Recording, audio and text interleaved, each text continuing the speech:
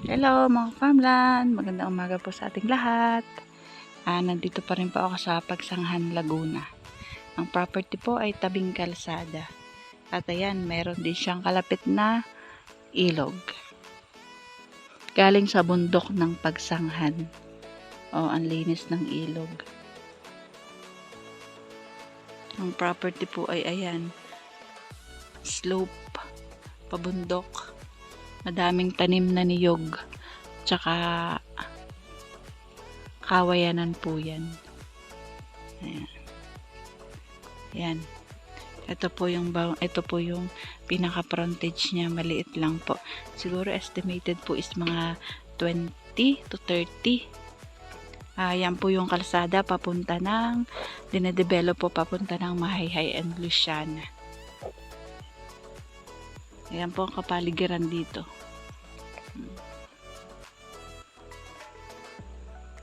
Tayo po, akin pong papasukin ang loob ng property.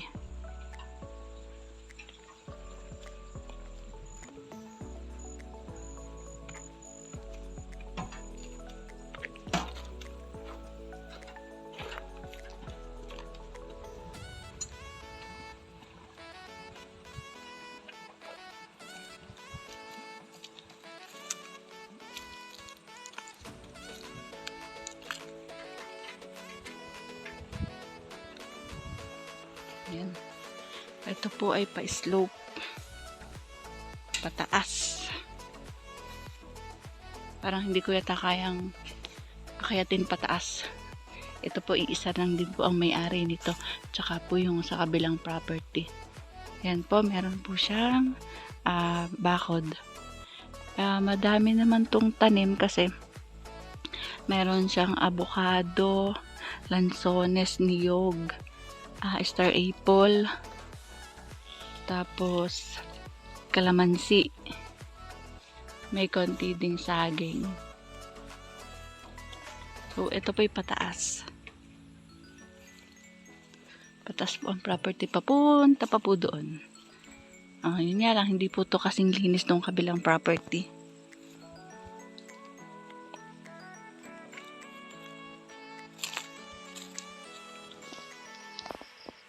Ito po ay titulado at 500 per square meter din po ang asking ni seller. Basta negotiable naman po. Sinasabi po ni seller negotiable. May bawas pa sa kanya. Kaya lang sa kanya nga po kayo tatawad.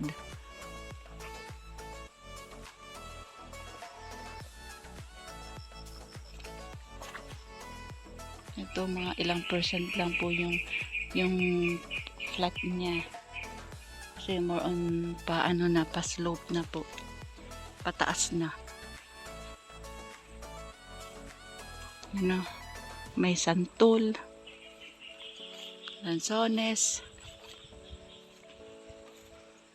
Medyo makulimlim mga ka-farmland ang aking pagtitripping na naman.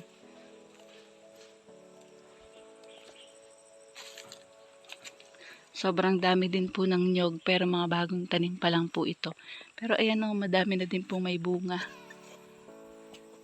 Nakakatuwa po ito kasi ito po ay overlooking. Ay ang kalabaw, ayun, mukhang susugod ang kalabaw. Galit.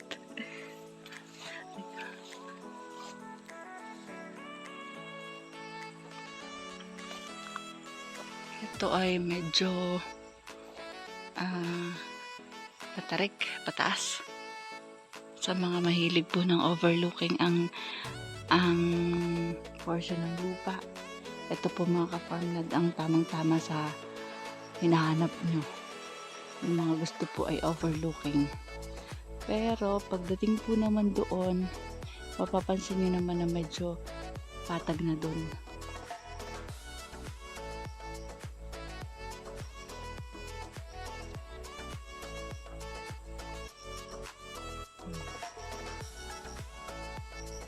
Ganda din ang property mga ka-farmland. Yun nga lang, hindi po to kasing linis ng kabila. Medyo masukal po.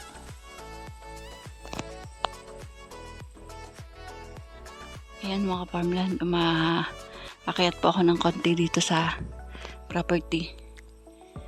Medyo mahingal. Ayan po. Yan. Patag po dun sa baba. Kaya lang maliit lang yung portion ng pagkapatag dun. Talagang overlooking po dito.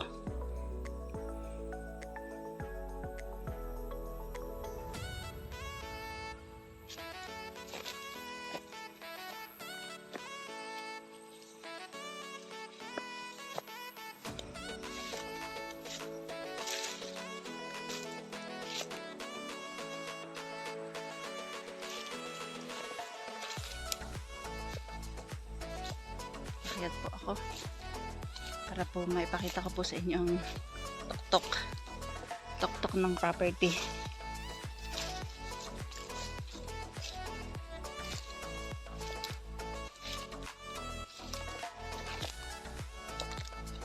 Yan, ang ganda po dito. Ayan, overlooking. Medyo makulimlim lang.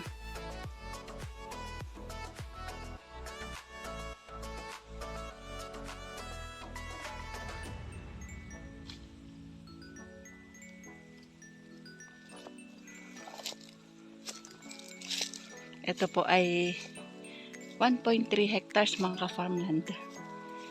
Title and 500 per square meter po.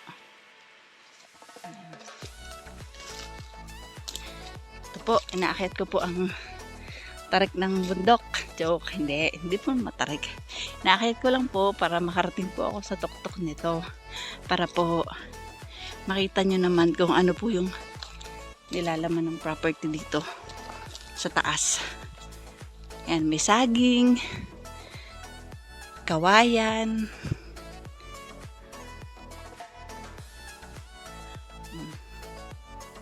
ang ganda po ng bahay dun, oh.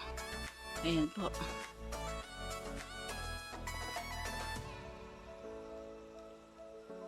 Ayan po ang boundary kasi may bakod po dun para sa kabilang property.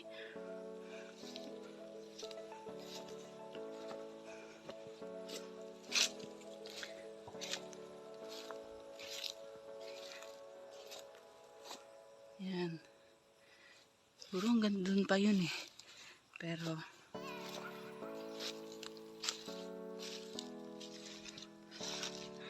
dahil pong tanim na saging.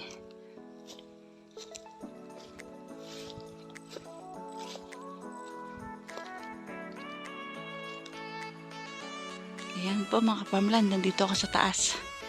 Pero hindi pa to yung pinakataas. Ayan pa oh. Ayan pa akyatin. Ang ganda po dito kasi overlooking. Ayan. Sa mga buyer po na ganitong location ang gusto, ito po ang swak para sa inyo. Talaga pong kita nyo ang mountain view. Ang lamig po ng klima dito. Malayo sa kalapitbahay. May pa ilan-ilan pong kalapitbahay. At nadadaanan po ito papunta po sa Mayhay, Laguna. Yan, nandiyan po yung pinaka shortcut. Dami din pong kawayan, ang dami po saging. Ang daming niyog. Yan po yung pinaka tanim niya, niyog. Niyog, saging, kawayan, tsaka konting fruit bearing. Yan po mga buyer. Mga viewers ko po na hindi pa nakakapag-subscribe dyan. Alam niyo na, subscribe na po.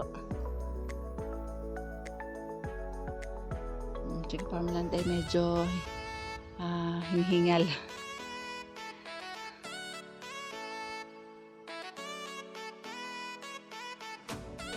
Maraming salamat po sa lahat na sumusuporta kay Farmland TV po.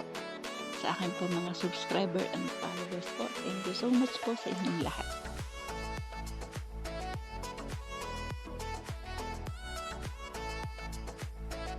Paano mga farmland? Bye-bye! See you for the next videos. God bless po sa ating lahat. Bye-bye!